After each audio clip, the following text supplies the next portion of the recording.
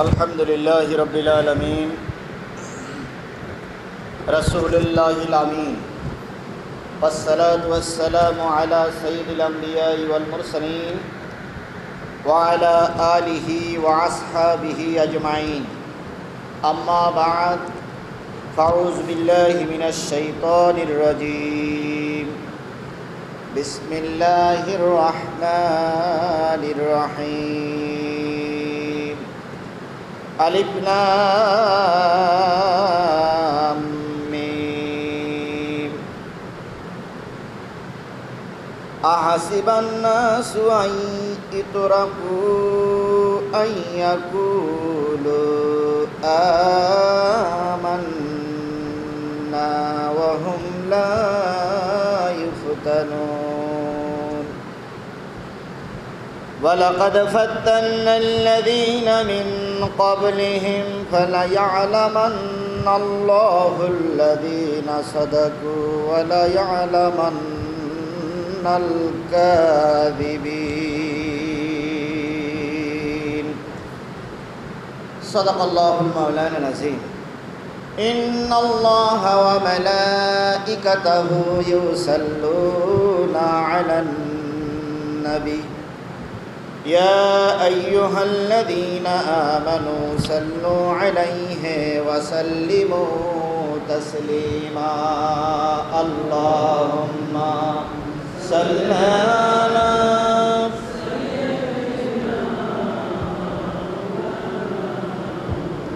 وعلى آل سيدنا مولانا محمد اللهم صل على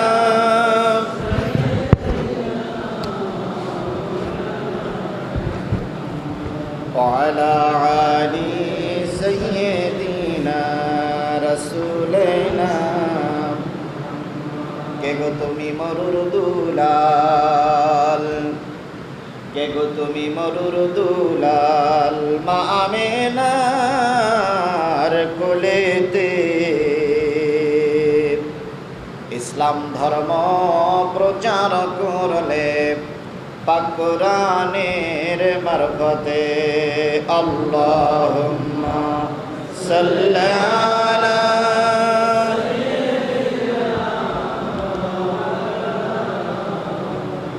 وعلى آل مولانا মুআজ্জাজ মুহতারাম সম্মানিত দিনী ভাইরা, আল্লাহ পাকের দরবারে লক্ষ কোটি শুকরিয়া আদায় করছি যিনি আজকের এই দিনে সবাইকে একত্রিত হয়ে কিছু দিনে আলোচনা করার মতন পরিবেশ এবং শোনার মতন পরিবেশ আল্লাহ পাক তৈরি করে দিয়েছেন। আমরা সে মালিকের দরবারে সবাই মিলে শুকরিয়া আদায় করছি, সকলে মিলে বলছি আলহামদুলিল্লাহ। সর্বকালের সর্বশ্রেষ্ঠ মহামানব, যার উপরে নির্ভেজাল কোরআন নাজিল হয়েছিল, সেই নবীজির নামে দুরূদ আর সালাম সকলে বলছি সাল্লাল্লাহু আলাইহি ওয়াসাল্লাম। রাসূল পাক সাল্লাল্লাহু আলাইহি সাল্লাম বলেছেন, আদ-দীনু নাসিহাতুন সালাসা কুল্না লিমান ক্বালা লিল্লাহি ওয়া লিকিতাবিহি ওয়া লিরাসূলিহি ওয়া লিআইম্মাল মুসলিমিনা ওয়া আম্মাতিহিম। হুজুর বললেন, দ্বীন হলো নসিহত, দ্বীন হলো উপদেশ, ধর্ম হলো উপদেশের মাধ্যমেই ধর্ম আসছে, উপদেশ। সাহাবীরা বললেন, ইয়া রাসূলুল্লাহ সেটা কি? উপদেশটা যখন দেব, উপদেশটা যখন দেওয়া হবে তার ভিতরে কি থাকবে? রাসূল বললেন, ক্বালা লিল্লাহ, আপনি যখন উপদেশ দেবেন তখন প্রথম আল্লাহর কথা থাকবে, ওয়া লিকিতাবিহি, এরপরে আল্লাহর কথার পরপরই কিতাবের কথা থাকবে। আল্লাহ যে নাজিলকৃত কিতাব যেটা দিয়েছেন তার থেকে কথা হবে। ওয়ালি রসুলিহি, আল্লাহ রসুলের কথা থাকবে নসিহতের ভিতরে। ওয়ালি আইম্মাল মুসলিমিন ওয়া আম্মাতিহিম, মুসলিম নেতৃত্বের কথা থাকবে। মুসলমানরা অতীতে কীভাবে নেতৃত্ব দিয়েছে, বর্তমান কিভাবে দিচ্ছে, কোথায় তাদের ত্রুটি, আগামীতে কিভাবে দিতে হবে, এগুলো নিয়ে দিনের ব্যাপারে, ওয়াজের ব্যাপারে খুতবার ভিতরে আলোচনা থাকতে হবে। ও আম্মাতিহীন, আর সাধারণ মুসলমানের উপকারে আসে এমন কিছু কথা নসিহতের ভিতরে থাকতে হবে। তাহলে খুতবার বিষয়বস্তু হলো 5টা। খুতবার ভিতরে এই 5টা বিষয় অবশ্যই থাকা লাগবে। যে খুতবার ভিতরে, যে নসিহতের ভিতরে, যে ওয়াজের ভিতরে এই 5টা জিনিস থাকে না, সেটা নসিহত নয়, সেটা খুতবা নয়, সেটা আলোচনা নয়। কাবার কথা আলোচনা হবে, বাবার কথা আলোচনা হবে না। বাবার কথা যেখানে আলোচনা হয় সেখানে কোরআনের কথা আলোচনা হয় না। সুতরাং কোরআনের কথা আলোচনা করতে হবে, এটা হলো রসুলের বিধান। আমি একটা হাদিস পড়েছি, সেটা হলো ওয়ান শাদ্দাদ ইবনে আউস রাদিয়াল্লাহু তাআলা আনহু قال قال رسول الله صلى الله عليه وسلم, হাদিসটা এরকম, আল কাইসু মান দানা নাফসাহু আমেলা লিমা বাদাল মাউত, আল আজিজু মান দানা নাফসাহু হাওয়াহা ওয়া তামান্না আলাল্লাহ, রাওয়াহু তিরমিজি। হুজুর সাল্লাল্লাহু আলাইহি সাল্লাম বলেছেন, বুদ্ধিমান, চালাক, সুচতুর সেই ব্যক্তি যেই ব্যক্তি কাজ করে পুরস্কার চায়, কাজ করে বেতন চায়, এই ব্যক্তি হলো বুদ্ধিমান, চালাক। আর বোকা সেই ব্যক্তি যে ব্যক্তি কাজ করে না, পরিশ্রম করে না, পুরস্কার চায়, এই ব্যক্তি হলো বোকা। তিরমিজি শরীফের হাদিস। তো আমরা ইনশাআল্লাহ প্রতি শুক্রবার খুতবায় যে আলোচনা করি তার ধারাবাহিকতা বজায় রেখে আমি আপনাদের সামনে আজকে তেলাওয়াত করেছি সূরা আনকাবুত। আনকাবুতের 20 নম্বর পারার কোরআন শরীফের 29 নম্বর সূরা, 29 নম্বর সূরা 20 নম্বর পারা। এই 20 পারার 29 নম্বর সূরা থেকে আমরা আজকে 3টা আয়াত তেলাওয়াত করেছি। আর তিরমিজি শরীফের ছোট্ট একটা হাদিস এখানে নিয়ে আসছি, এরপরেই ভিত্তি করে মূলত আলোচনা। সূরাটার নাম হচ্ছে আনকাবুত। আনকাবুত শব্দের অর্থ হচ্ছে মাকড়সা। আল্লাহ পাক ছোট্ট ছোট্ট প্রাণী, মৌমাছির কথা বলেছেন, মাকড়সার কথা বলেছেন, পিপিলিকার কথা বলেছেন। ছোট্ট ছোট্ট প্রাণীর উদাহরণ দিয়ে মানুষকে বোঝাতে চেয়েছেন যে আল্লাহ পাক এগুলোরে ভুলে যাননি, এগুলো তার সৃষ্টির ভিতরে আছে, এই জন্য তিনি সেগুলো বোঝাতে চেয়েছেন, মানুষকে এর থেকে শিক্ষা দিতে চেয়েছেন। তো আজকের যে সূরাটা তার নাম হচ্ছে আনকাবুত। আনকাবুত শব্দের হচ্ছে মাকড়সা। এই মাকড়সার নামে সূরাটা দিয়েছেন বলে সব যে মাকড়সার আলোচনা হবে তা নয়। একটা বিশেষ জায়গায় আনকাবুত শব্দটা ঢুকাই দিয়ে মাকড়সার কথাটা উল্লেখ করা হয়েছে। আমরা তার তেলাওয়াতকৃত 3টা আয়াতের পরেই মূলত আজকের আলোচনা। প্রথম আয়াতে চলে যাচ্ছে। আল্লাহ বলতেছেন আলিফ লাম মিম। এটা হচ্ছে মুতাশাবিহার আয়াত। নাজালাল কুরআন আলা খামসিন, হালালাও, হারামাও, মুহকামাও, মুতাশাবিহান, আমসাল। ফাহাল্লা হালালাহু ওয়া হাররামা হারামাহু ওয়া আমিলু মুহকামান আমিনু মুতাশাবিহান ফাতাবিরুল আমসাল ইল্লা ফাদাখালাল জান্নাহ। নবী বলেন, শোনো সাহাবীরা, গোটা কোরআন শরীফটা 5টা বিষয়ের উপর আল্লাহ পাক নাজিল করেছেন। কোরআন শরীফের ভিতরে 5টা বিষয় আছে। কোরআন শরীফের ভিতরে সূচিপত্রের ভিতরে 5টা গল্প আছে। 5টা গল্প 5টা বিষয়ের পরে ভিত্তি করে আল্লাহ পাক কোরআন নাজিল করেছেন। তার ভিতরে প্রথম যেটা হলো সেটা হলো হালাল। আল্লাহ পাক পৃথিবীর সব কিছু হালাল করেন নাই, সব কিছু গ্রহণযোগ্য করেন নাই, সব কিছু বৈধ করেন নাই। কিছু জিনিস আল্লাহর নির্দিষ্ট বৈধ করেছেন। আল্লাহ যেটা বৈধ বলেছেন ওটাই হলো বৈধ। আপনি আমি যতই যুক্তি দেই, থিওরি দেই, আল্লাহ যেটা বৈধ করিনি সেটা বৈধ নয়। মেয়ে লোক হলেই বিয়ে করা যাবে না। আল্লাহ পাক যে মেয়ে লোকটা বিয়ে করা আপনার জন্য বৈধ করেছেন সেটাই বিয়ে করতে হবে। গোশত হইলেই খাওয়া যাবে না, যেটা আল্লাহ পাক হালাল করেছেন ওইটাই খেতে হবে। লাল রং দেখলেই গোশত হালাল হয় না, আল্লাহ যেগুলো হালাল করেছেন ওইগুলো আপনাকে গ্রহণ করতে হবে। এই জন্য কোরআন শরীফের একটা বিষয় আছে হালাল, 2 নম্বর সাবজেক্ট, 2 নম্বর বিষয় হলো হারাম। হারাম মানে হলো নিষিদ্ধ। আল্লাহ পাক কোরআন শরীফে কিছু জিনিস নিষিদ্ধ করেছেন। 3 নম্বরে মুহকাম, 4 নম্বরে মুতাশাবিয়া। মুতাশাবিয়া শব্দের অর্থ হচ্ছে ছন্দযুক্ত আয়াত। যেই আয়াতটা তেলাওয়াত বৈধ, কিন্তু আয়াতার অর্থ জানা আমাদের জন্য ঠিক নয়, কারণ আমরা ওর অর্থ জানি না। এই অর্থ একমাত্র আল্লাহ ছাড়া রসুলও জানতেন না। সেই মুতাশাবিহার আয়াত হচ্ছে আলিফ লাম মিম। এগুলো তেলাওয়াত বৈধ আছে, কিন্তু এর ভিতরে কি অর্থ কেউ জানে না।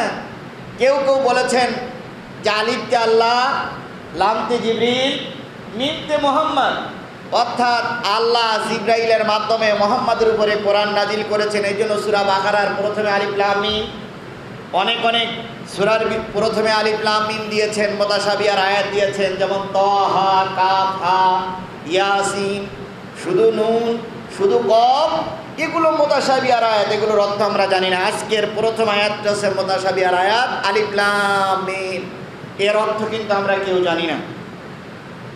এরপরে 5 নম্বর হচ্ছে আমসাল। আমসাল মানে হলো কাহিনী, উদাহরণ, মেসাল। কোরআন শরীফে আল্লাহ পাক ইব্রাহিমের মেসাল দিয়েছেন, আবার নমরুদের কাহিনী বর্ণনা করেছেন। কোরআন শরীফে ফেরাউনের কথা বলেছেন, আবার মুসার কথা বলেছেন।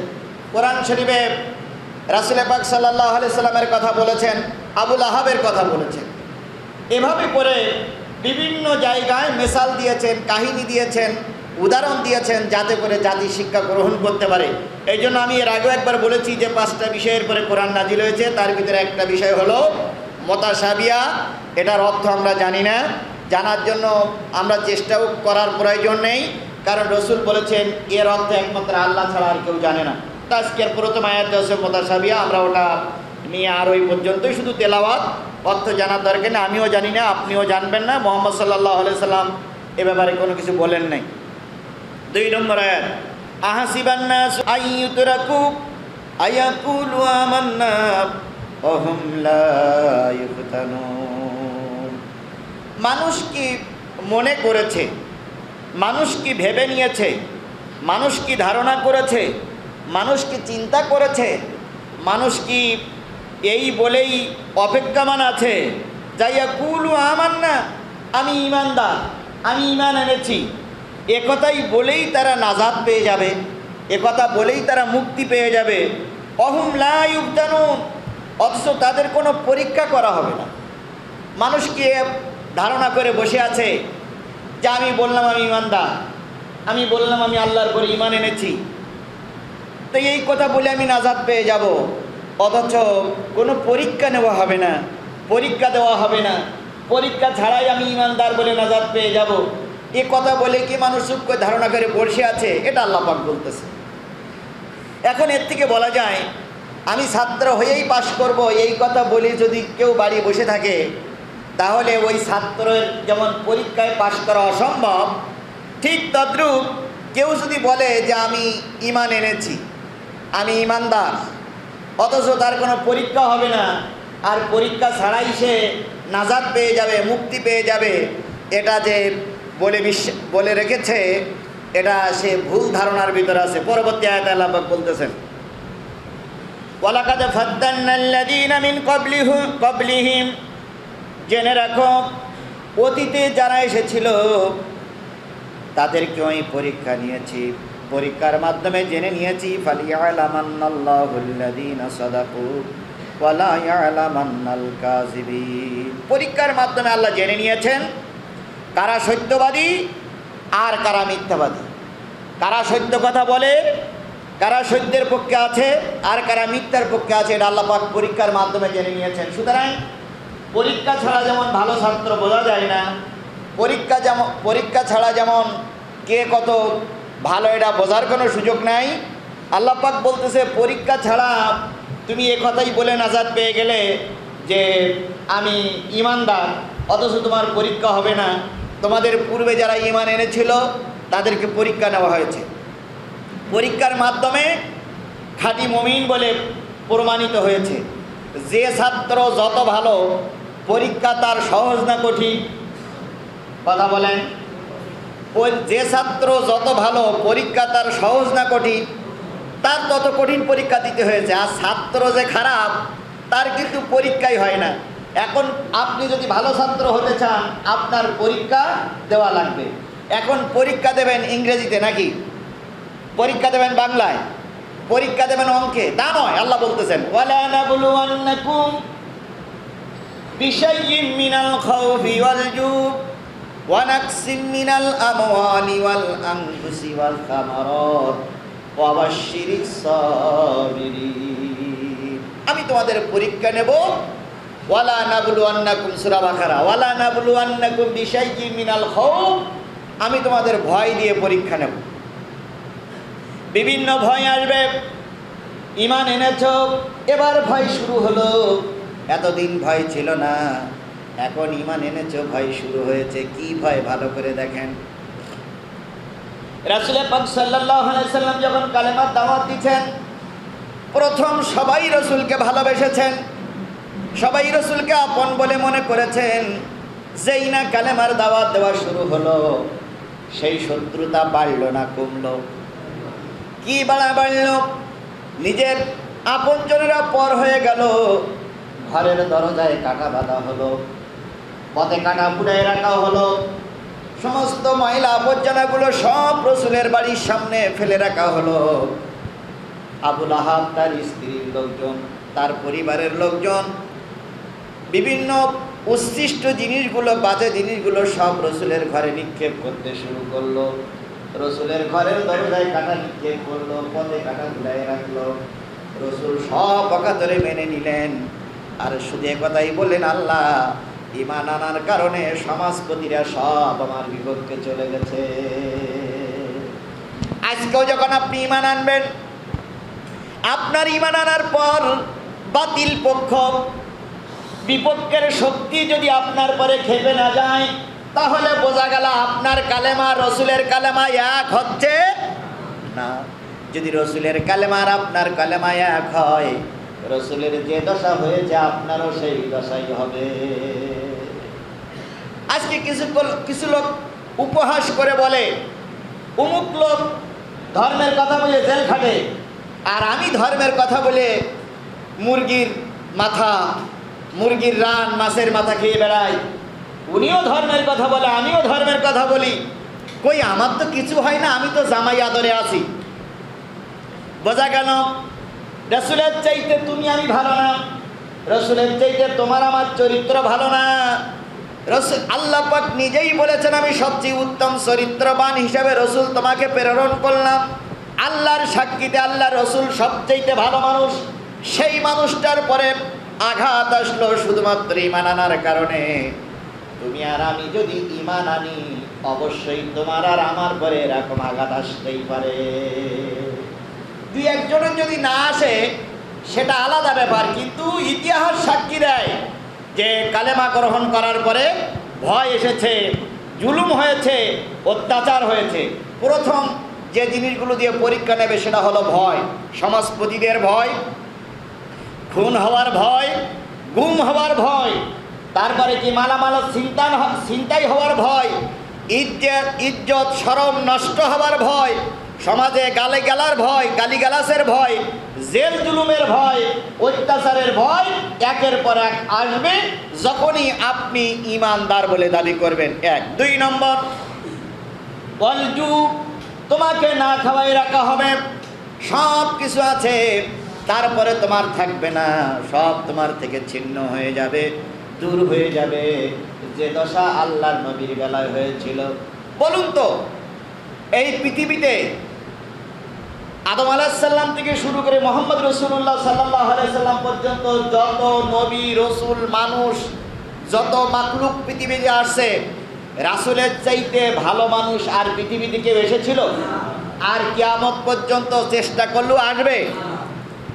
এই নবীর খাবার অভাব ছিল না, পড়ার অভাব ছিল না, বাবা পূর্বপুরুষ যে একেবারে গরিব মানুষ ছিল তাও না, যখনই কালেমার দাওয়াত দিল তখনই সমাজপতিরা তাকে আলাদা করে দিল। এক পর্যায়ে শিয়াবে আবু তালেবের ভিতরে তাকে বন্দী হতে হলো। এই শিয়াবে আবু তালেবটা ছিল তিন পাশে হলো পাহাড়, এক পাশে ছোট্ট একটা মুখ। ওই মুখ দিয়ে শিয়াবে আবু তালেবের ভিতরে, ওইটা ছিল তৎকালীন সময়ের জেলখানা। ওই জেলখানার ভিতরে মুসলমানদেরকে ঢুকাই দেওয়া হলো। ওই মুসলমানদের ভিতরে ছিল পুরুষ, মুসলমানদের ভিতরে ছিল নারী, মুসলমানদের ভিতরে ছিল যুবক, মুসলমানদের ভিতরে ছিল ছোট্ট ছোট্ট শিশু। শিয়াবে আবু তালেবে যারা বন্দী ছিল তারা বলেছে, আমরা যখন ক্ষুধা লাগতো, ক্ষুধায় যখন কোনো খাদ্য পেতাম না, তখন ওর ভিতর থেকে মানুষ কেঁদেছে, মাইলের পর মাইল দূর থেকে মানুষের কান্না শুনতে পেয়েছে, কিন্তু মানুষের উপকার করার জন্য আসতে পারি নাই। আজকে আমেরিকা ওরকম একটা জেলখানা তৈরি করে রেখেছে সাগরের মাঝখানে, যেখানে মুসলমানদেরকে বন্দি করে রাখা হয়। আবু গারিব নাকি যেন, আবু গারিব কারাগার আমেরিকা তৈরি করে রেখেছে। আফগানের মুসলমানরা সেখানে বন্দি, ফিলিস্তিনের মুসলমানরা সেখানে বন্দি, ইরাকের বড় বড় মুসলমানরা সেখানে বন্দি। তার মানে যত মুসলিম দেশের বড় বড় নেতারা সেখানে বন্দি থাকে। তার থেকে যারা বেরিয়ে এসেছে তারা বলেছে, আমাদেরকে মাসের পর মাস ন্যাংটা করে রাখা হয়েছে। নারী আর পুরুষ একই জেলখানার ভিতরে ন্যাংটা করে রাখা হয়েছে, ন্যাংটি করে রাখা হয়েছে। খেতে তো দেওয়া হয়নি, বরং ওই আবু গারিব কারাগারের ভিতরে ক্ষুধার্ত কুকুর ঢুকাই দেওয়া হয়েছে। ইমানদারেরা সেজদায় পড়ে থেকেছে, আর ক্ষুধার্ত কুকুর তাদেরকে ছিন্ন বিচ্ছিন্ন করে খেয়ে ফেলেছে। তাদের একটাই দোষ হচ্ছে আইয়াকুলু আমান্না, তাদের একটাই দোষ হচ্ছে আমরা ঈমান এনেছি কার উপরে? আল্লাহর উপরে। শিয়াবে আবু তালিব আল্লাহ রসুলের সাহাবীরা বলেছে, আমরা যখন শিয়াবে আবু তালিবের ভিতরে বন্দী ছিলাম, না খেতে পেরে গাছের ছালগুলো খেয়েছি, ঘাসগুলো খেয়েছি, গাছের পাতাগুলো খেয়েছি। 6 দিন 7 দিন পর্যন্ত আমাদের পেশাব হতো না, কারণ শরীরে পানি না থাকলে তো পেশাব হওয়ার কোনো প্রশ্নই ওঠে না। এরপর আমাদের পায়খানা যখন করেছি, ছাগলের পায়খানার মতন গুটি গুটি পায়খানা হয়েছে। এভাবে করে শিয়াবে আবু তালেবের ভিতরে মুসলমানরা না খেয়ে থেকেছে। দোষটা কি বলার কারণে? আমান্না, আমরা আল্লাহর উপরে ঈমান এনেছি, এই কথা বলার কারণে তাদেরকে না খাওয়াই রাখা হয়েছে।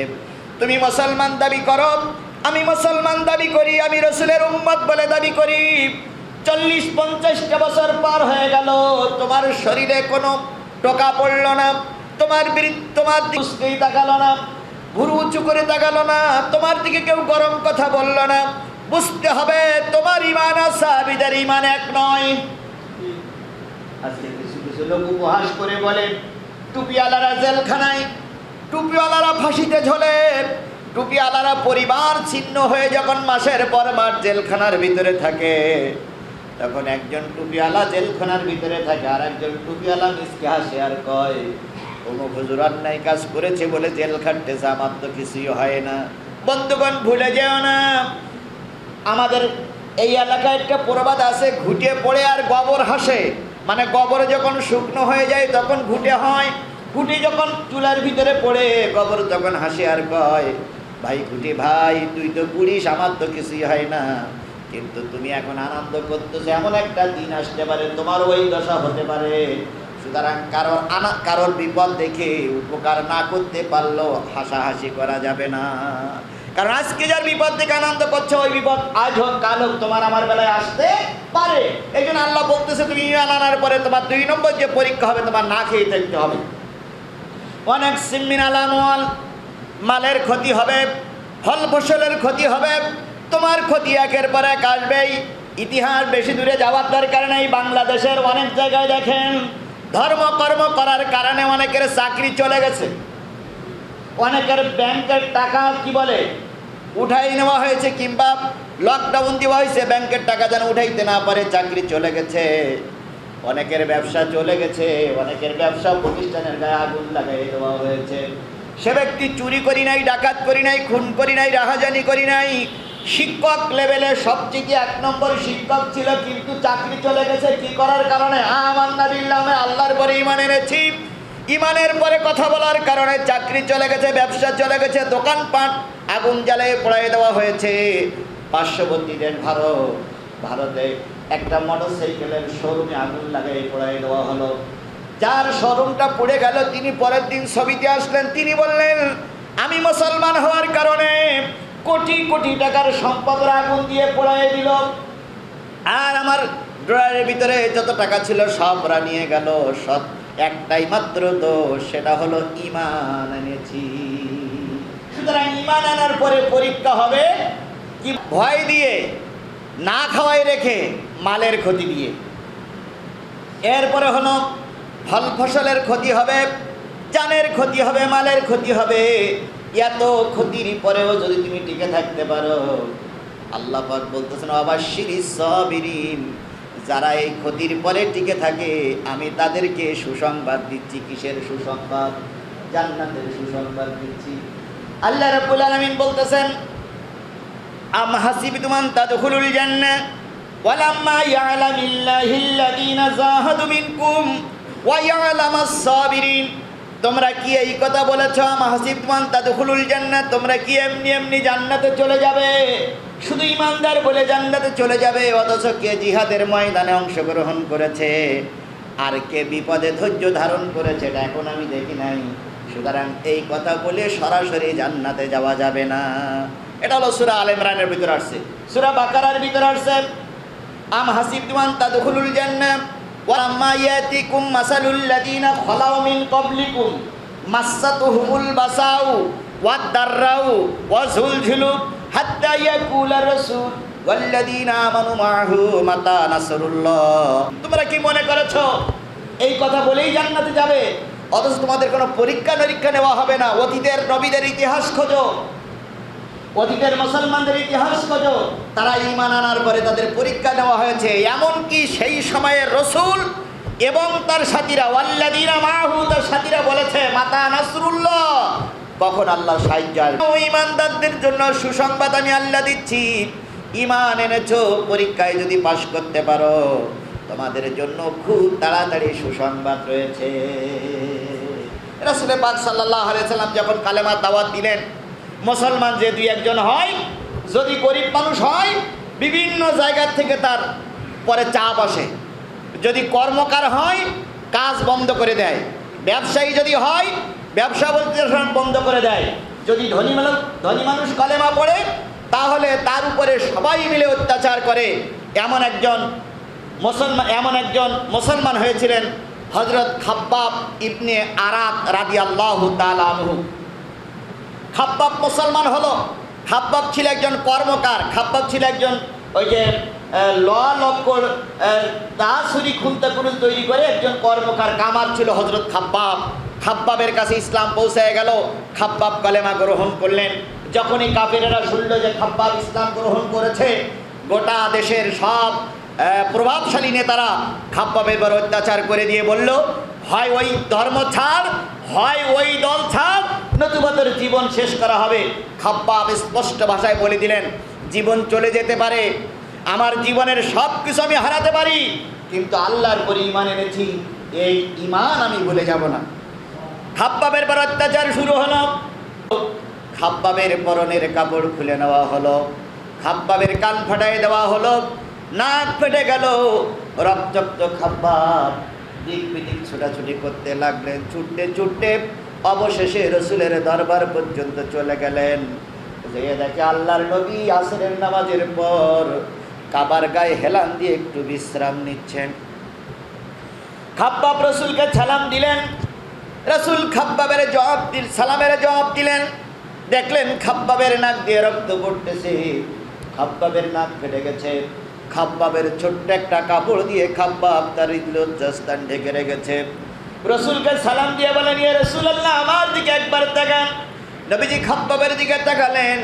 তাকানোর পরে বলতেছি, ইয়া রাসূলুল্লাহ, আমার সমাজে কোনো দোষ ছিল না, সমাজে কোনো অন্যায় ছিল না, আমি চুরি করিনি, ডাকাতি করিনি, আমি খুন করিনি, রাহাজানি করিনি, পরের মাল ফাঁকি দেইনি, আমি ঈমান আনার কারণে কাফের মুশরিকেরা আমার উপর অত্যাচার শুরু করেছে। নবীজি সবকিছু শুনতেছেন। এবার খাব্বাব বললেন, ইয়া রাসূলুল্লাহ, এত বিপদ, এত মুসিবত, আপনি দোয়া করলে তো পাহাড় সোনা হয়ে যায়, আপনি দোয়া করলে তো সমাজ পরিবর্তন হয়ে যায়, আপনি দোয়া করলে সমাজের মানুষ পরিবর্তন হয়ে যায়। ইয়া রাসূলুল্লাহ, এত বিপদ দেখার পরেও কি আপনি আমাদের জন্য একটু সাহায্য চাইবেন না? আপনি এত বিপদ দেখার পরেও কি আমাদের জন্য একটু আল্লাহর কাছে সাহায্য চাইবেন না? আপনি কি একটু সাহায্য করবেন না? আর কত মার খাবো। নবীজি এবার হেলান দিয়ে বসেছিলেন। নবীজি উঠলেন, এবার সোজা হয়ে বললেন, খাব্বাব, বড় ব্যস্ত হয়ে পড়েছ, বড় বিচলিত হয়ে পড়েছ, অতীতের ঈমানদারদের কাহিনী কি তোমার জানা আছে? খাব্বাব নীরবতা পালন করলেন। রাসূল বললেন, খাব্বাব শোনো, অতীতের যারা ঈমান এনেছিল অনেক নবীদেরকে বুক পর্যন্ত পুঁতে পাথর মেরে মারা হয়েছে, অনেক নবীদেরকে কোমর পর্যন্ত, অনেক ঈমানদারদেরকে কোমর পর্যন্ত পুঁতে মাথায় করাত দিয়ে তাদেরকে 2 খণ্ড করে দেওয়া হয়ে 2 খণ্ড করে দিয়েছে। এমন ঈমানদার চলে গেছে, জ্বলন্ত আগুন তৈরি করে সেই আগুনের ভিতরে তাদেরকে নিক্ষেপ করে দিয়েছে। নিক্ষেপ করে দেওয়ার পরেও তারা ঈমান থেকে 1 ইঞ্চি দূরে সরে যায়নি। ও খাব্বাব, তবে আমি তোমার একটা সুসংবাদ শোনাই, শোনো। এমন একটা সময় আমার সামনে আসতেছে, উম্মতি মুহাম্মাদের জন্য, মুসলমানদের জন্য আসতেছে, ঈমানদারদের জন্য আসতেছে, যেই সময় গোটা পৃথিবীতে শান্তি, ইসলামের শান্তি বিরাজ করবে। ও খাব্বাব, সেই সময় সানা থেকে হাজরে মাউত পর্যন্ত যে কোনো মানুষ রাতে দিনে চলাফেরা করবে, আল্লাহর ভয় ছাড়া দিলে আর কারোর ভয় থাকবে না। সানা থেকে হজরে মাউত বলা হয় মক্কার এক প্রান্ত থেকে আরেক প্রান্ত। যেমন আমাদের দেশের সীমান্ত এক প্রান্ত থেকে আরেক প্রান্ত বোঝানোর জন্য বলা হয় টেকনাফ থেকে তেঁতুলিয়া। টেকনাফ কোথায় বলেন তো? কক্সবাজারের একেবারে শেষ সীমানা হলো টেকনাফ। টেকনাফ থানার পরে আর থানা নাই, এরপরে সাগর, তারপরে হচ্ছে কি দ্বীপ? Saint Martin. সেন্ট মার্টিন কিন্তু টেকনাফের থানার ভিতরে। তো টেকনাফ থানা হলো সর্বশেষ। আমরা সেন্ট মার্টিন সফর করেছি। এই আগামী বছর নভেম্বরে না ডিসেম্বরে আমাদের টেকনাফ থানার ভিতরে মাহফিল আছে। আগামী বছর এই বছরের নভেম্বরে আমাদের টেকনাফে মাহফিল আছে ইনশাআল্লাহ, যদি আল্লাহ কবুল করে। তো টেকনাফ হলো দক্ষিণবঙ্গের শেষ সীমানা। আর টেকনাফ থেকে তেঁতুলিয়া, তার মানে তেঁতুলিয়া কোথায় বলেন তো? পঞ্চগড় জেলার একেবারে শেষ সীমানা, একেবারে কি বলে সীমান্তবর্তী, ভারতের সীমান্ত ঘেঁষা তেঁতুলিয়া। তাহলে আমাদের দেশের সীমানা বোঝানোর জন্য বলা হয় টেকনাফ থেকে তেঁতুলিয়া, কেউ বলে সুন্দরবন থেকে বান্দরবন। তার মানে বান্দরবনের একটা সীমানা, সুন্দরবন একটা সীমানা, এটা হলো সীমানা বোঝানোর জন্য বলা হয়। ঠিক তদ্রুপ আল্লাহ রাসূল বললেন, শোনো, এমন একটা সময় আসতেছে যেই সময় সানা থেকে শুরু করে হজরে মাউত পর্যন্ত একজন মুসলমান নারী হোক আর পুরুষ হোক, রাত হোক আর দিন হোক, সবাই চলে যাবে। সময় চলতে থাকবে, মানুষও চলতে থাকবে, আল্লাহর ভয় ছাড়া পৃথিবীতে আর কারোর ভয় থাকবে না। তার মানে কেউ কারোর দিকে ভুরু উঁচু করে তাকানোর সময় পাবে না। এটা কি হয়েছিল? রাসূলের ভবিষ্যৎবাণীকে এটা কি কার্যকর হয়েছিল? আজকে আমরাও যে অবস্থা দেখতেছি, বাংলাদেশের মুসলমান, গোটা বিশ্বের মুসলমান যে অবস্থা আমরা পর্যবেক্ষণ করছি, আমরা দেখতেছি অত্যাচারের মাত্রা যখন চরম শিখরে পৌঁছে যায়, আল্লাহর রহমতের দরজা তখনই কেবল খোলা হয়। রাত যখন গভীর হয়, তখন সূর্যের আনাগোনা কি হয়? নিকটবর্তী হয়ে যায়। অত্যাচার জুলুম যত বাড়বে, ইসলামপন্থীরা ততই মজবুত হবে, এক প্ল্যাটফর্মে আসবে। অত্যাচার জুলুম যত বাড়বে, কোরআনের বিধান কায়েম হওয়ার পরিবেশ ততই তৈরি হবে ইনশাআল্লাহ। আজকে রক্ত দিয়েছে অনেক আলেম ওলামা, রক্ত দিয়েছে মুসলমান, রক্ত দিয়েছে ইসলামী আন্দোলনের বীর সিপাহসালার পুরুষগণ, রক্ত দিয়েছে যুব কাফেলা। এমন কোনো গ্রামগঞ্জ নাই যেখানে ইমানদার ব্যক্তির রক্ত দিয়ে গ্রামগঞ্জ লাল হয়নি। এমন কোনো পাড়া মহল্লা নাই, এমন কোনো থানা নাই, এমন কোনো ইউনিয়ন নাই যেখানে ইসলামী আন্দোলনের নেতা কর্মী তথা ইমানদারদের রক্ত দিয়ে শহীদি কাফেলায় নাম লেখানি শহীদের কবর নাই। আর যেই সমাজে যত বেশি শহীদ ঘুমাবে ওই সমাজে তত বেশি রহমত নাজির হবে। যেই দেশে যত বেশি শহীদ হবে সেই দেশে তত বেশি কোরআনের রাজ কায়েম হওয়ার পরিবেশ তৈরি হবে। আমরা সারা দেশের মানুষ চেষ্টা করে যা করতে পারিনি আল্লাহ 1 সেকেন্ডের ভিতরে তাই করে দিয়েছেন, তাই নয়? আমরা তো চেষ্টা কম করিনি, কিন্তু চেষ্টা সব যখন ব্যর্থ, আল্লাহ বলল তোমরা এবার ঘরের দরজা দিয়ে ঘুমাও, এবার দেখো আমার সাহায্য কিভাবে আসে। তোমরা সারা দুনিয়ার মানুষ গাড়ি বন্ধ করতে পারোনি, আমি এমন একটা জিনিস ঢুকাই দিলাম গোটা পৃথিবী লকডাউন হয়ে গেল। ঠেকাও এইবার। কই কোথায় আমেরিকা, কোথায় চায়না, কোথায় রাশিয়া, কোথায় জাপান, সব মিলে এক জায়গায় হলো সিদ্ধান্ত নিলেও গোটা পৃথিবী বিমান চলাচল বন্ধ করে দাও। এটা করতে পারে কে? আমাদের চেষ্টা যখন সব শেষ, মালিকের সাহায্য তখন কেবল কি হয়? শুরু হয়ে যায়। শুরু হয়েছে, তাই আমরা এর থেকে আনন্দিত নয়। কারণ যখন করোনার রোগে যখন লোক মারা যাচ্ছে তখন কি শুধু মুসলমান শুধু কাফের মুশরিক মারা যাচ্ছে, মুসলমান কি মরতেছে না? মুসলমানও মরছে। এটা আল্লাহর গজব। এই গজব কারোর জন্য হয় রহমত, কারোর জন্য হয় গজব। আর এই রহমতের এই গজবের বেলায় অনেকে আনন্দ করে আর অনেকে দুঃখ করে, অনেকে সাধুবাদ জানায়। ঈমান যারা এনেছে, ঈমান আনার পরে তাদের পরীক্ষা হয়েছে কেন? কারা সত্যবাদী আর কারা মিথ্যাবাদী এটা বোঝানোর জন্য। হযরত ইব্রাহিম খলিলুল্লাহ ঈমান এনেছিল। ইব্রাহিমের পরীক্ষা কম হয়েছে না বেশি হয়েছে? কি পরীক্ষা হলো? যেহেতু সামনে কুরবানির ঈদ, আগামী শুক্রবার হয়তো আমরা কুরবানির বিষয়ে চলে যাব। কোরআন শরীফে কোথায় কি আছে না আছে খুঁজে খুঁজে বের করো আগামী শুক্রবার থেকে। শুধু এতটুকু বলি, ইব্রাহিমকে পরীক্ষা হলো। ইব্রাহিমের প্রথম পরীক্ষা হলো ওই যে মূর্তি ভাঙার পরীক্ষা। ইব্রাহিম আলাইহিস সালাম ওই পরীক্ষায় যে কোনো কায়দায় পাস করলেন। দ্বিতীয় পরীক্ষা হলো নমরুদ খোদা বলে দাবি করলো, ইব্রাহিম আলাইহিস সালাম মেনে নিলেন না। ইব্রাহিম আলাইহিস সালামকে অগ্নিকুণ্ডে ফেলানো হলো। ইব্রাহিম আলাইহিস সালাম ও পরীক্ষায় পাস করলেন। তৃতীয় পরীক্ষা হলো দুই নারীর ভিতরে ভেদনা। একটা হচ্ছে সারা আর একটা হচ্ছে হাজেরা। হাজেরার যখন সন্তান হলো, ইব্রাহিম আলাইহিস সালাম দুই নারীর ভিতরে, দুই আম্মার ভিতরে ঝগড়া শুরু হলো। এবার সারার কথা মতন আল্লাহর নির্দেশে হাজেরাকে বনবাস দেওয়া হলো। বনবাস যখন দেওয়া হলো, বলে একটা ফুটফুটে ছোট্ট সন্তান হযরত ইসমাঈল। চতুর্থ পরীক্ষা আল্লাহ পাক বলেন, ইব্রাহিম ওই পুত্রকে এবার কুরবানি করে দেখাই দিতে হবে তুমি ঈমানদার কিনা। তুমি যদি ঈমানদার হও, তুমি যদি আল্লাহওয়ালা হও, তুমি যদি আমার খলিল হও, এবার তো তোমাকে শেষ পরীক্ষা দিতে হবে। ইব্রাহিম তৈরি হলেন। পরীক্ষার সময় চলে আসলো। বাপ বেটা মিনার ময়দানে চলে গেলেন। এবার বেটাকে কোলের ভিতরে জড়াই ধরে বলতেছে, বাজান রে, 90 বছর বয়স আল্লাহ পাক আমার একটা পুত্র সন্তান দিয়েছিল, সন্তানটা তুই।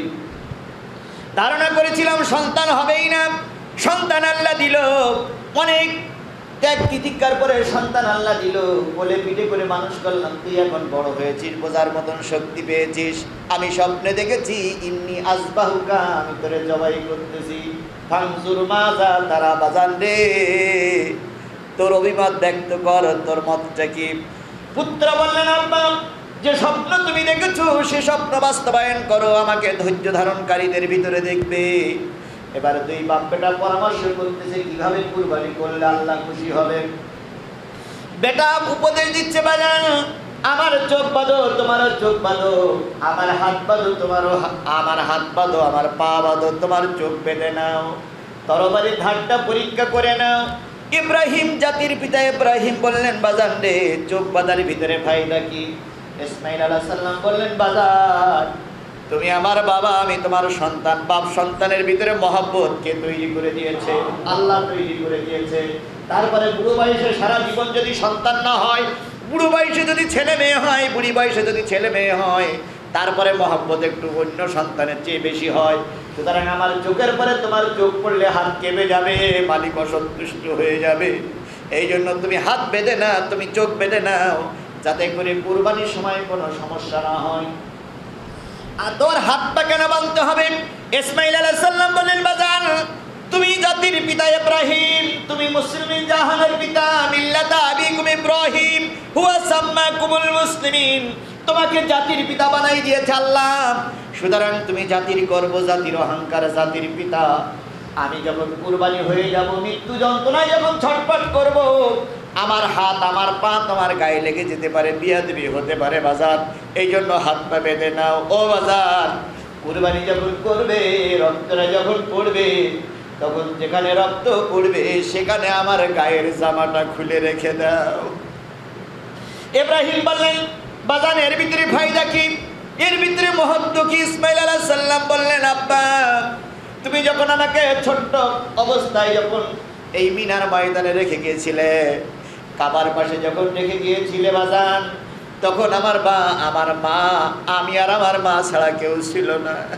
আমার মা অনেক কষ্ট করে, অনেক চেষ্টা করে আমাকে তিলে তিলে বড় করেছে। জমজম কুবের পাশে আমাকে রেখে গিয়েছিলাম, বড় করেছে। এখন যখন শুনবে আমার মা আমি নাই, তখন আমার মা দারুণ কষ্ট পেয়ে যাবে। তুমি আমার মাকে বলিও, সন্তানটাকে বা কারা কিভাবে হত্যা হয়ে গেছে, আমার রক্ত মাখা জামাটা আমার মায়ের সামনে নিয়ে যেও। আমার মা যখন আমার কথা মনে পড়বে, তখন রক্ত মাখা জামাটা থেকে একটু সান্ত্বনা পাবে। ইব্রাহিম আকাশের দিকে তাকাই কয়, আল্লাহ এত পরীক্ষা নাও, যত পরীক্ষা নাও দুঃখ নাই, কিন্তু আমি যেন তোমার পরীক্ষায় ফেল না করি।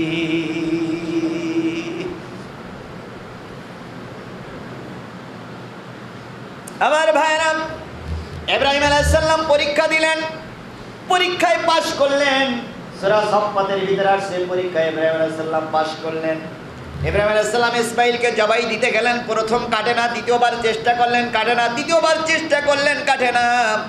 এরপর চতুর্থবার আল্লাহ পাক ওখান থেকে ইসমাইল আলাইহিস সালামকে তুলে নিয়ে একটা দুম্বা বা ভেড়া দিয়ে দিল, ভেড়া জবাই হয়ে গেল। ইব্রাহিম আলাইহিস সালাম আল্লাহু আকবার বললেন।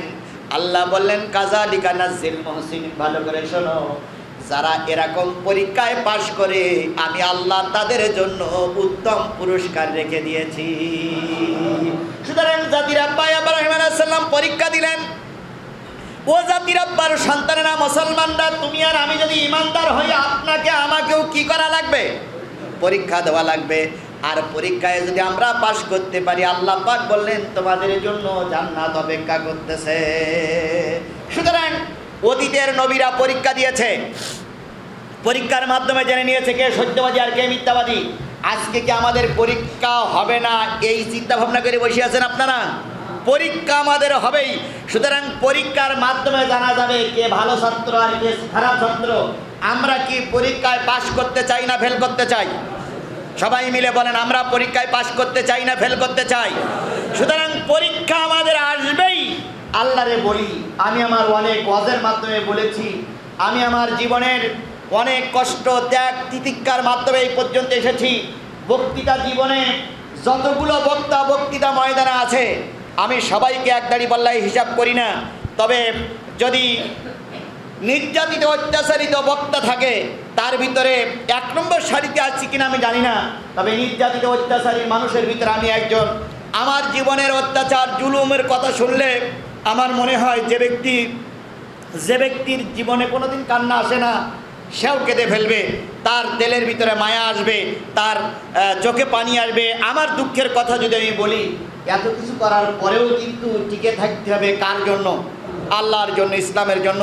সুতরাং পরীক্ষা আসবে, পরীক্ষা ছাড়া বোঝা যায় না ছাত্র ভালো না খারাপ। আমি এতগুলো পরীক্ষা দিয়েছি বলে আল্লাহ পাক আর কিছু না করুক, আমি আল্লাহ শুকরিয়া আদায় করি। আর কিছু না হোক, আমার হয়তো অনেক অর্থ হয়নি, আমার হয়তো অনেক সম্পদ হয়নি, কিন্তু গোটা বিশ্বে আপনাদের মতন এরকম কিছু পাগল তৈরি হয়েছে, যে পাগলেরা আমার দুঃখের কথা শুনলে চোখের পানি ফেলায়। ওই দিন রাত্রিতে অনেক মসজিদে আমার জন্য দোয়া হয়েছে, অনেক মানুষ চোখের পানি ফেলেছে। গোটা বিশ্বের এমন কোনো দেশ নাই যেই দেশে এই গুনাহগারের জন্য ছোট বড় কম বেশি ভক্ত তৈরি হয়নি। আর এই ভক্ত তৈরি হওয়ার একটাই মাত্র কারণ, কার রহমত? আল্লাহর রহমত। আর আমি যতবার পরীক্ষা দিয়েছি, সব পরীক্ষায় নির্যাতন অত্যাচার এসেছে। আমি ভাঙার জন্য চেষ্টা করেছি, কিন্তু মস্কানোর জন্য চেষ্টা করিনি। আমার পিঠি বন্দুক ধরা হয়েছে, আমাকে 5 দিন রিমান্ডে রাখা হয়েছে, আমার পরিবারের উপরে অত্যাচার চলেছে, আমাকে অনেক জায়গার থেকে অপমান অপদস্থ হয়ে আসতে হয়েছে। তবুও কোরআনের পক্ষে থাকার কারণে গোটা বিশ্বে আল্লাহ পাক ক্ষুদ্র মানুষটার জন্য কিছু ভক্ত তৈরি করে দিয়েছে। এই জন্য আমি সেই সমস্ত বিশ্বের যে সমস্ত প্রান্তে আমাদের ভাইরা আছে, যারা তাদের পরিবার সন্তানাদি ছেলে মেয়ে বিবি বাচ্চা আপনজনদেরকে রেখে বিদেশের মাটিতে অর্থের জন্য চাকরি বাকরি করছে, আমি আপনাদেরকে নিয়ে তাদের কাছে তাদের জন্য দোয়া করি। আল্লাহ পাক যেন তাদেরকে সুস্থ রাখেন, তাদেরকে যেন সুস্থ অবস্থায় আবার আমাদের দেশে ফিরে আসার তৌফিক দান করুক। সর্বশেষ হাদিসটার ভাষাটা না নাফসাহু আমেল আলেমা বাদাল মাউত আল আজিজু মানদানা নাফসাহু হাওয়া ওয়া তামান্না আল্লাহ। তিরমিজির হাদিস আল্লাহ রাসূল বলেছেন, বুদ্ধিমান চালাক সেই ব্যক্তি যে ব্যক্তি কাজ করে পুরস্কার চায়, পরীক্ষা দিয়ে রেজাল্ট চায়, ওই ব্যক্তি হলো বুদ্ধিমান।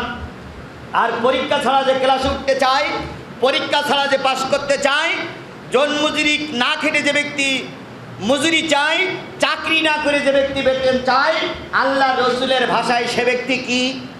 বোকা। আমরা কি বুদ্ধিমান না বোকা হতে চাই? যদি বুদ্ধিমান হতে চাই আমাদের কাজ করতে হবে। আসুন আমরা আল্লাহর পক্ষে থাকি, রাসূলের পক্ষে থাকি, ধর্মের পক্ষে থাকি, দিন কায়েমের পক্ষে থাকি। আল্লাহ পাক আজকের আলোচনার মাধ্যমে যতটুকু শুনেছি, যতটুকু বুঝেছি, পরীক্ষার জন্য প্রস্তুত থাকি। আল্লাহ যত কঠিন পরীক্ষা নেই, দুঃখ নাই, কিন্তু আল্লাহ যেন আমাদের কি না করায়, ফেল না করায়। আল্লাহরে বলি, আল্লাহ যত পরীক্ষা নাও, দুঃখ নাই, কিন্তু তুমি আমাদের কি করাইও না, ফেল করাইও না। আল্লাহ তুমি আমাদের পাশ করা তৌফিক দান করিও, আমিন। ওয়া আখিরু দাওয়ানা আনিল হামদুলিল্লাহি রাব্বিল আলামিন। আমরা সবাই 4 রাকাত সুন্নাত নামাজ পড়ি।